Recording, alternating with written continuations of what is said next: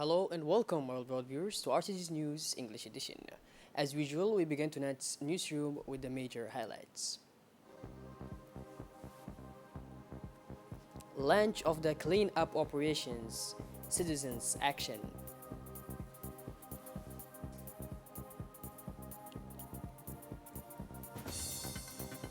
The SEMCA visits the joint requirement for an inspection, City of Unity.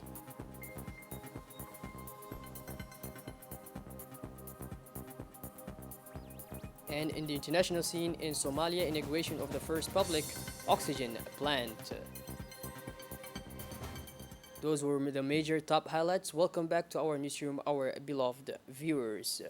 The new ambassador of the Republic of Djibouti to the Federal and Democratic Republic of Ethiopia and permanent representative to the African Union and the Economic Commission for Africa, Mr. Abdi Mahmoud, presented his circulars yesterday, October 3rd, 2021, to the Ethiopian President, Mrs. Sahel Work Zewde. During the ceremony, the President congratulated the new ambassador on his appointment and welcomed him. The President also recalled the privileged relations between the two countries and took the opportunity to convey her greetings to the President of the Republic, His Excellency Mr. Ismail Omar Gelle. The new ambassador conveyed the warm greetings of the President of the Republic, His Excellency Mr. Ismail Omar Gelle, underlining the historical and strategic relations existing between the two countries, which should be further strained to raise them to the highest level.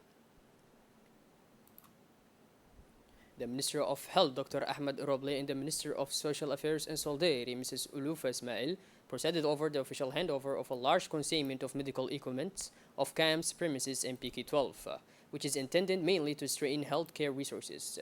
The official reception was carried out by the Minister of Health, Dr. Ahmed Roble.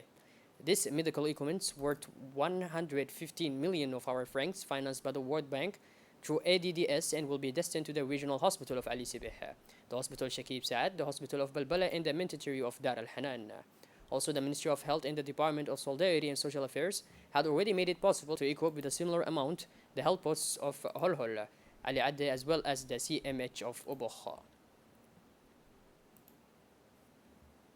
In her speech, the Minister of Social Affairs, Mrs. Ulufa Ismail, indicated that improving the quality of life of our population is one of the objectives of the Djiboutian 2035 vision, and the field of health is part of it.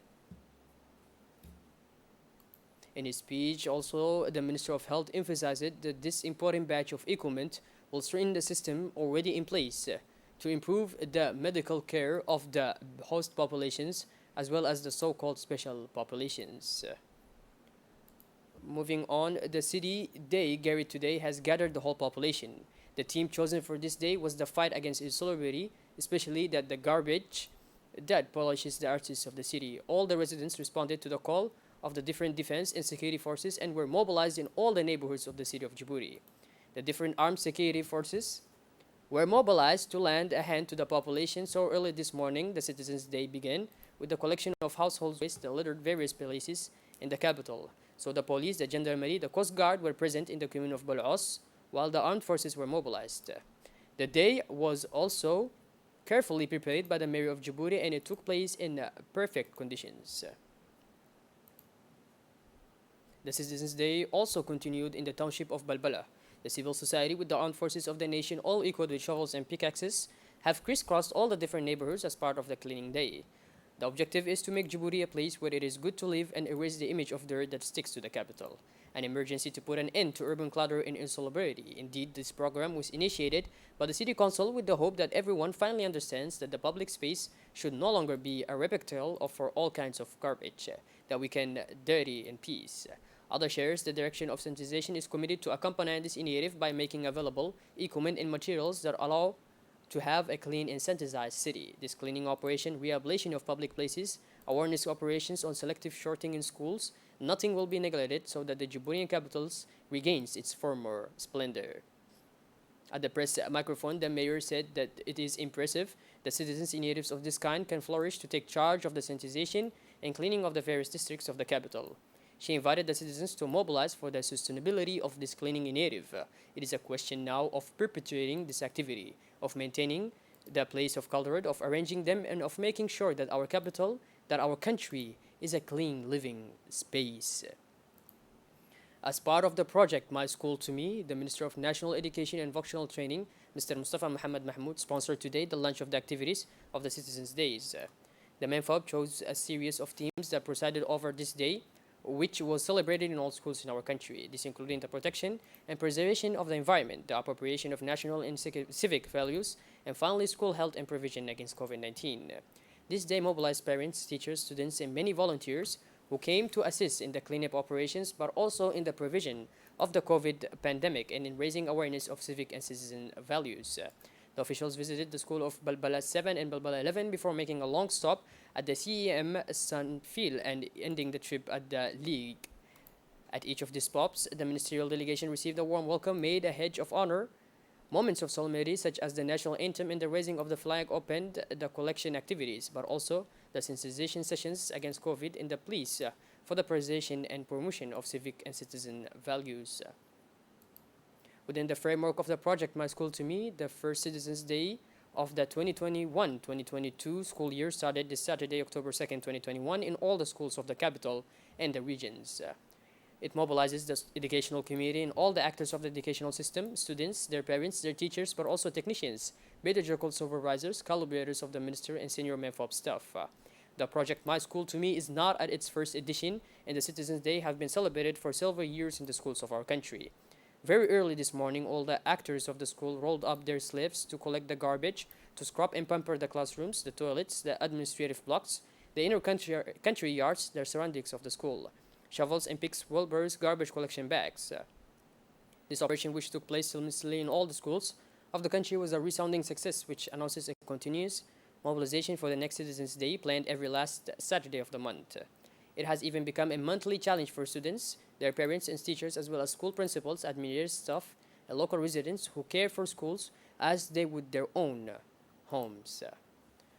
Moving on the occasion of the World Day of Cleaning, also, the Subprefecture of Damarjog, precisely in Alione, in close collaboration with the BS Army, organized this morning a vast day of cleaning of the public dam in Alione, proceeded to the planting of trees.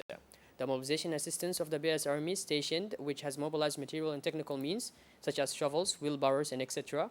This initiative is in line with the policy set by the President of the Republic, Mr. Ismail Omar Gelle, which aims to make every effort to promote hygiene and cleanliness.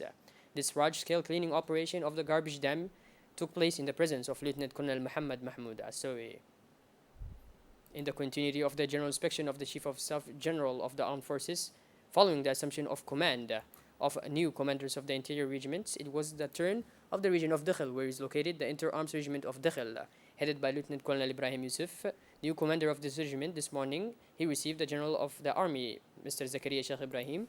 This general inspection aims to review the situation of all personnel materials and equipment in the regiment. Also, this inspection allows to have an overview of the various facilities of the corps. Indeed, the Riyadh Regiment is an operational regiment whose areas of responsibility includes the border with Ethiopia, which is going through a difficult and troubled period. After the usual greetings, General Zakaria Sheikh Ibrahim undertook the review of the troops composed of the Riyadh soldiers and a small delegation of senior officials of the General Staff of the Armed Forces.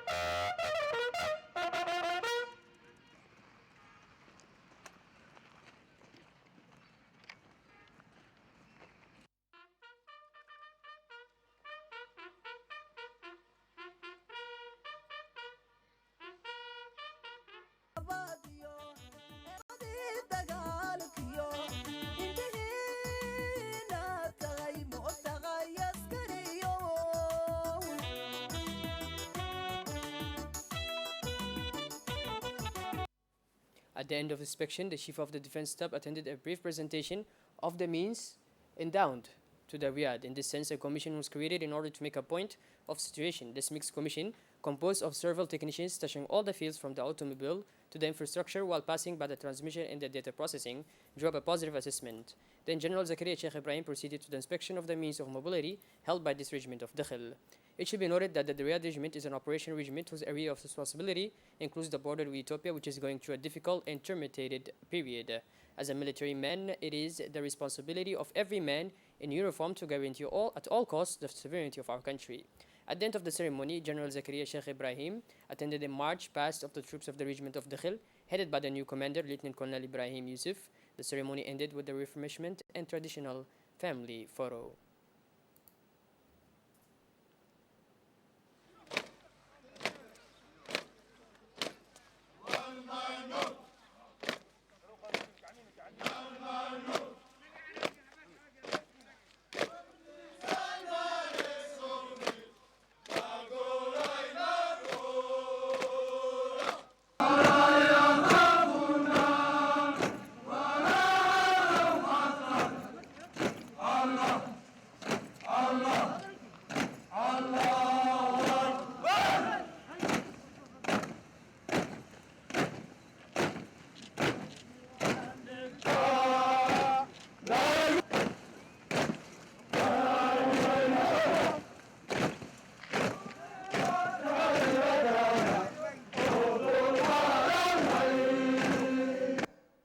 Moving on to Tajurra, where a meeting was held at the invitation of the prefect, bringing together neighborhoods leaders, shopkeepers, traditional chiefs, ulamas, gendarmerie officials, and police officers.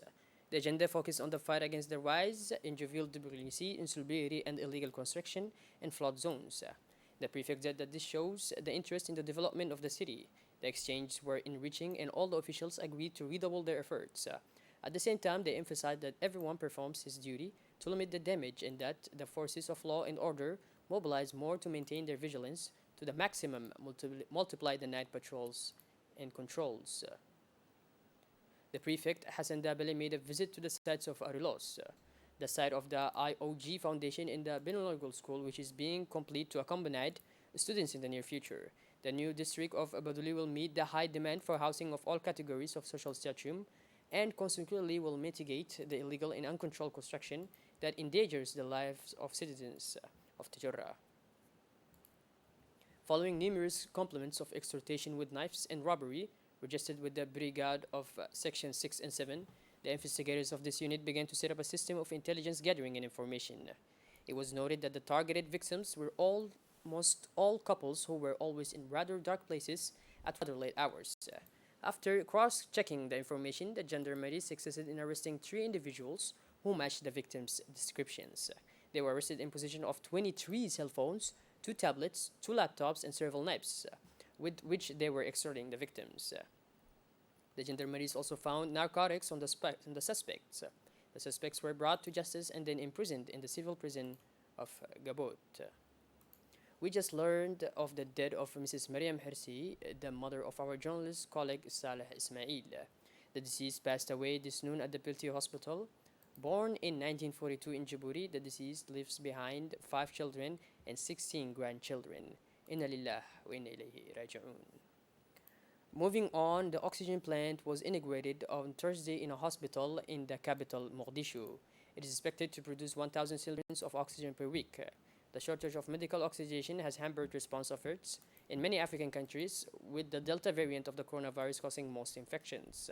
The country has recorded nearly 20,000 confirmed cases of COVID-19, but other infections are likely going undetected because testing is not widespread.